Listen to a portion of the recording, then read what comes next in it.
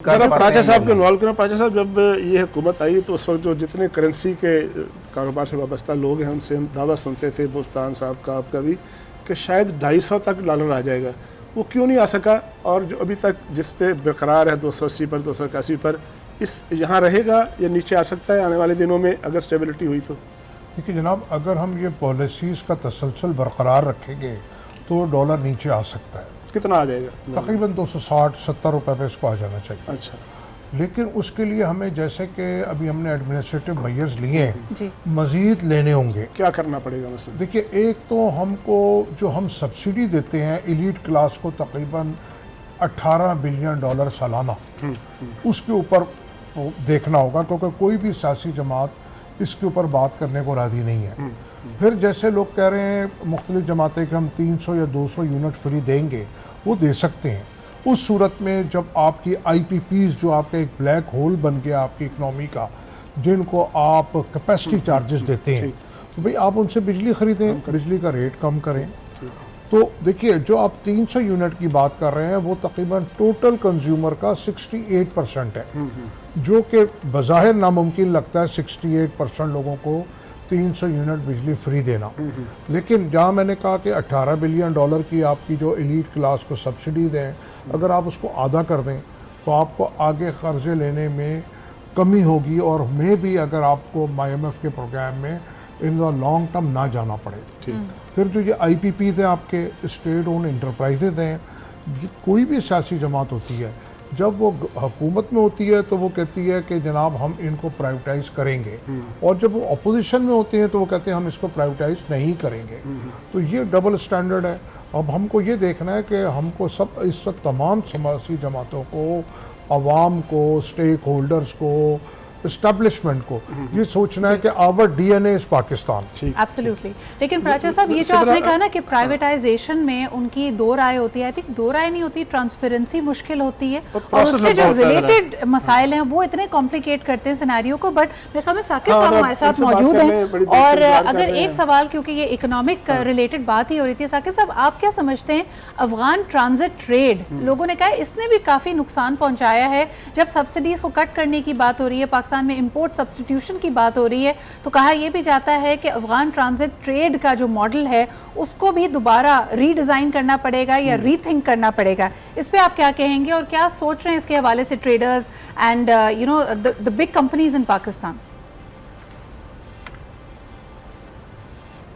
साकिब साहब से हमारा राब्ता, साकिब साहब आपको मेरी आवाज़ आ रही है? I believe he is not with us. Imran, यही सवाल आपसे, अफगान ट्रांजिट ट्रेड। जी, अफगान ट्रांजिट ट्रेड जो है, अब जाहिर है कि एक इसको बिल्कुल रिव्यू किया जाना चाहिए, और न सिर्फ अफगान ट्रांजिट ट्रेड बल्कि इसके साथ जो आपके FTAs हैं वो उनको भी रिविजिट करना चाहिए, रिव्यू करना चाहिए। आपके जो बायलैटरल ट्रेड है, चाहे वो चाइना के साथ हो, वो पाकिस्तान के फेवर में नहीं है, ठीक है, तो इनको भी रिव्यू करना चाहिए। प्राचा साहब जो बात कर रहे थे ना, देयर आर 2 IPPs इन पाकिस्तान। एक IPP जो है इस्तेहकाम पाकिस्तान पार्टी, जो इस्तेहकाम की बात कर रही है, और एक IPP वो है इंडिपेंडेंट पावर प्रोड्यूसर्स, जिसकी वजह से सारा मुआशी इस्तेहकाम जो है वो तहवाला हुआ है। अच्छा, एक और चीज़ है जिसकी तरफ मैं नजरसानी कराना चाहूँगी। तारिक साहब, ये नंबर्स आपके गुज़ार करती हूँ। सबसे पहले एज वाइज जो ब्रेकअप है, हमने कहा कि जो 18 से 25 साल के वोटर्स हैं, यानी टोटल जो वोट बैंक है पाकिस्तान का, वो तकरीबन 18% बनता है। सबसे ज़्यादा तादाद इस वक्त जो पाकिस्तानी वोटर्स की है वो फॉल करती है 26 से 35 साल की उम्र की, जो कि तकरीबन 25.5% है। फिर इसके अलावा अगर आपकी उम्र 36 से 45 ईयर्स के एज में बीच है तो आप वोटर्स में तकरीबन 22% आपकी है। इसके बाद जी तमाम लोग हम माइनॉरिटीज़ में शुमार किए जाते हैं, जिसके अंदर है जी 46 से अगर 55 ईयर्स की बात की जाए 14%। पाकिस्तान में सिर्फ 9.5% वोटर्स ऐसे हैं जो 66 ईयर्स की एज के अबव होंगे, और तकरीबन इतना ही नंबर है अगर हम देखते हैं 56 टू 65 ईयर्स की एज का।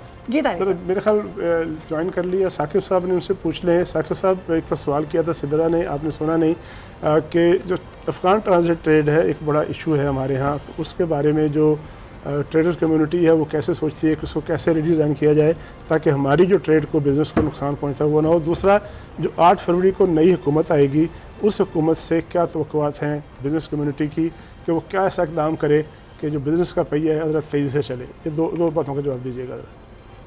जी थैंक यू वेरी मच। मैं आपके दोनों सवालों का जवाब देना चाहूँगा कि सबसे पहले तो अफगान ट्रांजिट ट्रेड के हवाले से जो बात की, तो अभी जो FIFC मॉडल के अंदर कुछ ऐसे एक्शंस लिए गए गवर्नमेंट की तरफ से, खासतौर पर इंटर्म गवर्नमेंट की तरफ से, तो बिजनेस कमेटी ने उसको बड़ा सराहा, जिसमें से one of the thing was कि जो मिसयूज हो रही थी चीज़ें बॉर्डर के ऊपर, कुछ स्मगलिंग हो रही थी, कुछ चीज़ें ट्रांजिट ट्रेड के हवाले से आ रही थी, तो उनको जब रोका गया और इनके ऊपर जब पाकिस्तान में डोमेस्टिक प्रोडक्शन को थोड़ा सा प्रमोट किया गया, तो आपने देखा कि डॉलर की प्राइस भी कंट्रोल में आ गई। आपने देखा कि डोमेस्टिक फाइनेंशियल एक्टिविटी, जो बिजनेस एक्टिविटी थी, वो भी सारी प्रमोट होना शुरू होगी। So this is one way or another would something is very good. We met Prime Minister Kakar Saab in a meeting and उनसे बिजनेस कम्युनिटी ने ये रिक्वेस्ट की कि we need the continuation of the policy. हम चाहते हैं कि जो फैसले अभी SAFC के अंदर हो रहे हैं, हमें चाहते हैं जो स्मगलिंग को थोड़ा सा खत्म करने के ऊपर, उसको कम करने के ऊपर जो इकदाम किए जा रहे हैं वो अच्छे तरीके से चल रहे हैं। हम चाहते हैं कि जो पॉलिसीज हैं उसका तसलसल रहे और ये चीजें जो हैं आगे इसी तरह से ठीक तरीके से चलती रहें। दूसरी आपने बात की कि जो आने वाली गवर्नमेंट है, डेफिनेटली बिजनेस कम्युनिटी की बड़ी हाई होप्स हैं। हम चाहते हैं, हम इस चीज को प्रमोट कर रहे हैं कि 8 फरवरी को टर्न आउट ज्यादा करने के ऊपर काम करना चाहिए। हम चाहते हैं कि लोग निकलें, अपना जो हक राय दही है इसको इस्तेमाल करें। हम चाहते हैं कि बिजनेस कम्युनिटी अपना जो एक नरेटिव है उसको बयान करे, उस गवर्नमेंट को सिलेक्ट करे, उन नुमाइंदगान को सिलेक्ट करे जो आगे आके असेंबलीज के अंदर हमारे हक के लिए बात करें। आज ही पाकिस्तान बिजनेस फोरम का मैं एक आर्टिकल पढ़ रहा था, तो उन्होंने बड़ा खुले अंदाज में बात की कि स्टेक होल्डर्स को मशावरत में लेना चाहिए किसी भी पॉलिसी के बनाने के अंदर। तो ये हमारा बड़ा एक पुराना मुतालबा रहा है और अगर आज पाकिस्तान बिजनेस फोरम ने भी इसको प्रमोट किया है, तो हम भी चाहेंगे कि आने वाली गवर्नमेंट जो है तो डेफिनेटली इकोनॉमी के ऊपर काम करे। साकिब साहब, एक छोटा सा सवाल करना चाहूंगी फूड सिक्योरिटी से रिलेटेड। आने वाली हर हुकूमत के लिए बड़ा अहम होगा। 25 करोड़ की आबादी हमारी इस वक्त है, लेकिन जिस रफ्तार से हमारी आबादी बढ़ रही है, Pakistan unfortunately has become a net food importer. इसके लिए आप किस किस्म की पॉलिसीज चाहते हैं? और बिलखुसूस अगर मैं गुज़िश्ता सिर्फ 6 माह को देखती हूँ, 93 अरब रुपए की पाकिस्तान चाय पी चुका है। अब आप बताइए आगे क्या सूरत हाल होगी? लेकिन ये चाय तो हम इसी रफ्तार से पीछे रहेंगे। जरूरत सिर्फ इस अमर की है कि एक लॉन्ग टर्म पॉलिसी बनाने की जरूरत है। सही। हमारे यहाँ पॉलिसी बन जाती है, बट उसके बाद 6 महीने, साल बाद, 1.5 साल बाद हम देखते हैं कि वो पॉलिसी के ऊपर इम्प्लीमेंटेशन होना हम छोड़ देते हैं। कुछ कॉम्प्रोमाइज डिसीजन हो जाते हैं, कुछ ऐसे डिसीजन हो जाते हैं जो सेल्फ सेंट्रिक या मोटिवेटेड हो जाती हैं और हम अपने ऑब्जेक्टिव से हट जाते हैं। हमने गवर्नमेंट से पिछले कई अर्सों से, खास तौर पर अगर हम 2022 के अंक की वो बात करें, जब बिल्कुल सही। साकिब साहब बहुत बहुत शुक्रिया। मेरे ख्याल में the entire business community, Zafar Paracha साहब यहाँ पे मौजूद है, इकोनॉमिक मैटर्स पे गुफ्तगू की। सबका मानना यही है the biggest challenge will be stability. Free fall of Pakistani rupee इतना प्रॉब्लमैटिक नहीं होता, ना हमारी आबादी का बढ़ना, ना हमारे बाकी मामलात का। पॉलिसीज़ की स्टेबिलिटी, एक अनसर्टनिटी का जो एक माहौल है, उसको ख़त्म करना सबसे बड़ा चैलेंज होगा। एक छोटा सा ब्रेक लेते हैं and will come back with more analysis and more top stories.